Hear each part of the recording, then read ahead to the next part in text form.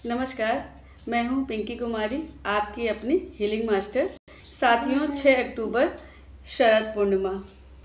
पूर्णिमा तो हर महीने आती है, लेकिन साल में एक बार शरद पूर्णिमा आती है, जिसकी वैदिक मान्यता बहुत अधिक है। वेदों में इस पर बहुत सारी कथाएं। हिंदू धर्म में यहाँ तक माना जाता है कि शरद पूर्णिमा की रात अमृत बरसता है।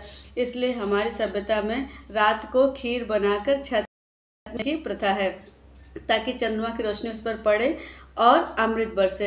हमारी ऑकल्ट साइंस की प्रैक्टिस में चंद्र ग्रहण, सूर्य ग्रहण, पूर्णिमा तथा अमावस्या का बहुत अधिक महत्व रहता है। इन विशेष अवसर पर ऊर्जा का प्रवाह अलग रहता है, क्योंकि वह प्रवाह ही बदल चुका है। ये नॉर्मल दिन की तरह नहीं है। एक दिन बाद ही शरद पूर्णिमा आने वाली। इसमें क्या करना है, सबसे पहले जाने। शरद पूर्णिमा एक ऐसा दिन होता है जिस दिन अपने मून को स्ट्रॉन्ग कर सकते हैं। हम हर तरह से अपने आप को स्ट्रॉन्ग कर सकते हैं, चंद्रमा को स्ट्रॉन्ग कर सकते हैं। जिस भी जातक के बर्थ चार्ट में कहीं पर भी मून यानी कि चंद्रमा कमज़ोर है, या ऐसे लोग जिनका मूड स्विंग बहुत होता है, हार्मोनस इम्बैलेंस बहुत होता है, बहुत नेगेटिव फील करते हैं, अपने आप मूड उतर सा जाता है, अपने आप खराब सा लगने लगता है, जीवन में दुख ना होते हुए भी दुखी महसूस करते, तो ऐसे लोगों के जीवन में चंद्रमा कमज़ोर होता है। जिनका चंद्रमा कमज़ोर है वो भी इस उपाय को करें। और जो भी साधक और हीलर अपने आप को उच्च स्तर पर ले जाना चाहते हैं, वो चंद्रमा के रेमेडीज़ करने से मिलता है सौंदर्य। अगर आप पुरातन कहानियों को देखेंगे, पढ़ेंगे, या किसी भी मैथोलॉजिकल टीवी सीरियल में जाकर देखेंगे कि चंद्रमा सुंदरता का प्रतीक दिखाया गया है। कहानी में तो हमें ये भी जाना है कि चंद्रमा के अपने ही सुंदरता के अहंकार की वजह से उन्हें श्राप मिला था, जिसकी वजह से उनमें दाग पड़ गए थे। हाँ, ये बात जाहिर है कि उन्हें वरदान भी मिला, और महीने में 2 बार वो पूर्ण चंद्रमा बनकर बेहद सुंदर बनते हैं। तो चंद्रमा के रेमेडीज़ करने से सौंदर्य की प्राप्ति भी होती है, आपका हेल्थ भी अच्छा होता है, आपकी सुंदरता का असली अस्तित्व स्वास्थ्य से होता है। जो सेहतमंद शरीर ही सुंदर दिख सकता है। चंद्रमा एक शांति का प्रतीक है। यदि आपके जीवन में बहुत अस्त व्यस्तता है, तो आप शांत हो पाएंगे, काम हो पाएंगे चंद्रमा की रेमेडी करके। तो करना क्या है, सीधे सीधे मुद्दे पर आते हैं। चंद्रमा जिस दिन फुल मून है, जिस दिन शरद पूर्णिमा खिला हुआ है, उस दिन रात को आप एक कांच की बोतल में पानी भरकर रख लेंगे। चाहे तो आप एक क्रिस्टल, जो भी क्रिस्टल आप इस्तेमाल करना चाहते हैं, जीवन के अलग अलग उद्देश्यों के लिए अलग अलग क्रिस्टल्स होते हैं, तो ऐसे बहुत सारे मिलते हैं। नॉर्मली कांच की बोतल लीजिए, उसके ऊपर रख सकते हैं, या कोई क्रिस्टल नहीं भी रखा है तो इस ऊर्जा को, पानी की बोतल को छत पे रखिए मून लाइट में, जहाँ जहाँ सूर्य उदय होने से पहले इसे उठा लेना। बहुत से लोग ऐसी गलती करते हैं कि रात में तो रखते हैं पानी को चार्ज होने के लिए, लेकिन सूर्य की रोशनी पड़ने से पहले उसे उठा नहीं पाते, या दिन होने के बाद उठाते। तो चंद्रमा और सूर्य की रोशनी एक साथ पानी पड़ने से वो न्यूट्रल हो जाता है, इसमें कुछ भी आपको नहीं मिल पाएगा।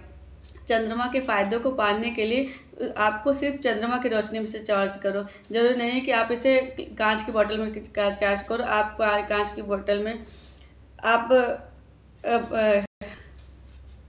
किसी बाउल में भी रख के या मिट्टी के बर्तन में रख के चार्ज कर सकते हैं।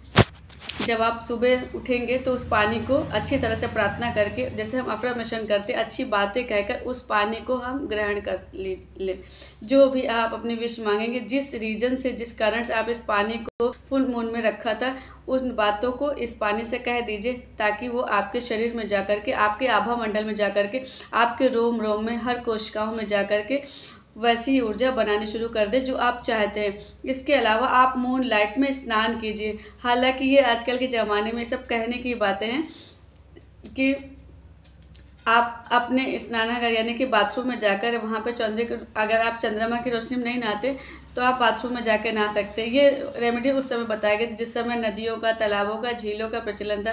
तब रात की रोशनी में, चंद्रमा की रोशनी में जाकर नदियों में स्नान करते, चंद्रमा को जल चढ़ाया जाता था, तो वो फ़ायदा उस तरीके से मिलता था। लेकिन यदि आप किसी भी तरीके से कर सके, या खुले स्नान में जाकर बाल्टी के पानी से भी नहा ले, या छत में जाके नहा ले, कपड़े पहन के नहा ले, कोई दिक्कत नहीं है, स्नान कर ले, तो भी इसका पूरा फ़ायदा आपको मिलेगा। स्नान करने के पश्चात चंद्र देवता को यानी कि चंद्रमा को आप अपने हाथों से एक लोटे से जल चढ़ा दें, और जल अर्पित करके उनसे प्रार्थना कर ले कि मांग ले।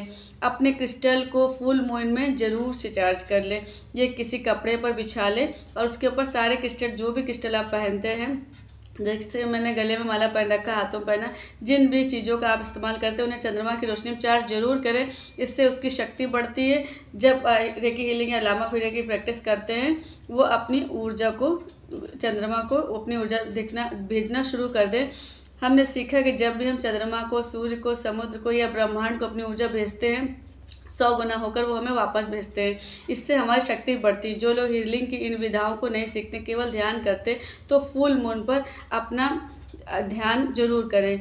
ये ध्यान रखने का जो समय है, इससे आध्यात्मिक ऊर्जा, जिसे कॉस्मिक ऊर्जा कहते हैं, वो अपने सहस्त्रार चक्र में होता है। अगर आपके सातों चक्रों में से होकर उतरता है, जिससे आपके आभामंडल बेहद शक्तिशाली हो जाता है। और ये समय शुरू होता है रात के 11 बजे के बाद। योग यानी कि साधना, हर साधना, जो भी साधना हम करते हैं, सिद्धियों की साधना की जाती है, वो रात के 11 बजे शुरू होती है और 11 बजे के बाद शुरू होती है। इस पहर के बाद ही चीज़ें शांत हो जाती हैं। रात के 11 बजे साधना शुरू होती है। सुबह सूर्योदय के पहले तक साधना करते हैं। जो भी साधक साधना करते हैं, रात के 11:30-12 बजे की रात को ध्यान साधना करने के लिए या समाधि के लिए बैठ सकते हैं। लेकिन अपने घर का माहौल कैसा है, आपके आसपास के लोग कैसे, सब कुछ ध्यान में रखिएगा, क्योंकि लोग बहुत जल्दी जज करते हैं, बहुत जल्दी बातें फैलाना शुरू कर देते कि पता नहीं रात को ये क्या करता है। तो अपनी आसपास के माहौल को ध्यान में रखते हुए कोई भी विधा का आप कोई भी अभ्यास करने का प्रयास करें, किंतु अपने घर के अंदर ही, अपने कमरे के अंदर ही करें। खिड़की से आने वाली रोशनी भी आपके लिए पर्याप्त है, बहुत फ़ायदेमंद है। पूरी तरह से तो नहीं, लेकिन परिवार से कुछ कम, लेकिन पर्याप्त है। तो आप ऐसा भी कर सकते हैं। बाकी पानी के साथ जो अभ्यास करना होता है आपको करना है। एक चीज़ ध्यान रखना है, हर फुल मन पे, हर पूर्णिमा पे ये किया जा सकता है।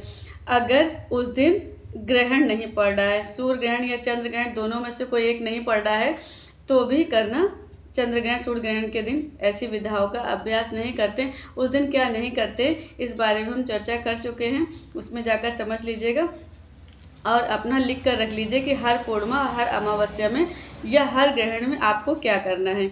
ठीक है, आशा करती हूँ ये वीडियो आपको बहुत अच्छा लगा होगा, बहुत अच्छे समझ में आया होगा। मिलते हैं नेक्स्ट अध्याय में, तब तक के लिए नमस्कार।